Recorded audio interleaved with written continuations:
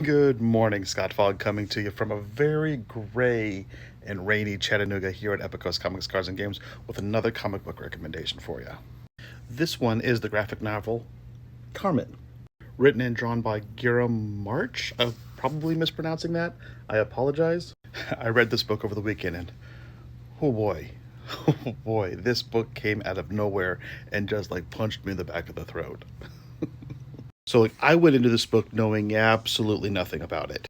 It showed up in the store and that cover got my attention. I did a little bit of research, like because it was plastic wrapped, so I couldn't like flip it open and like read and see what it was like. The little bit of reading that I did about it made me believe that Karmen, the main character you see on the cover there, was like the Grim Reaper or Death, which is not really the case. Karmen is an agent of karma, and it is her job to kind of ferry the souls of the recently departed to the next life. And there's like a system in place that decides whether you were a good person or a bad person, and if you lived a good life or a bad life, and what kind of life you get next. Because this is a kind of a book that will have reincarnation in it. And so you either go on to a good life or a bad life, depending on the life you live.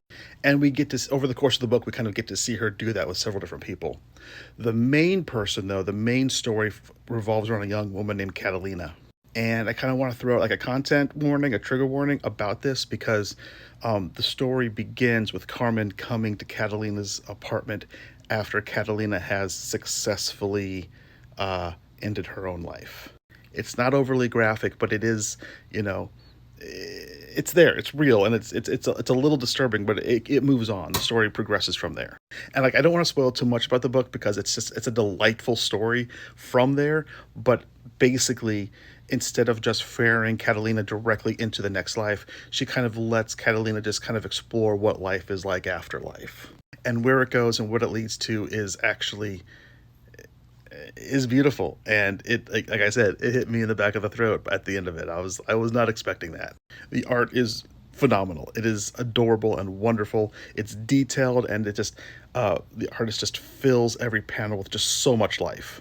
The writing is also excellent, though I will say this is a translation. It was originally written in Spanish. It's been translated into English, so there were a couple of times that some of the translation I felt like wasn't completely spot on. Some of the dialogue was just it was like a little like it just felt a little bit off, a little unnatural, but like great. Like he is good. Like for real though, like if you're looking for something different, looking for something like good, like pick up Carmen.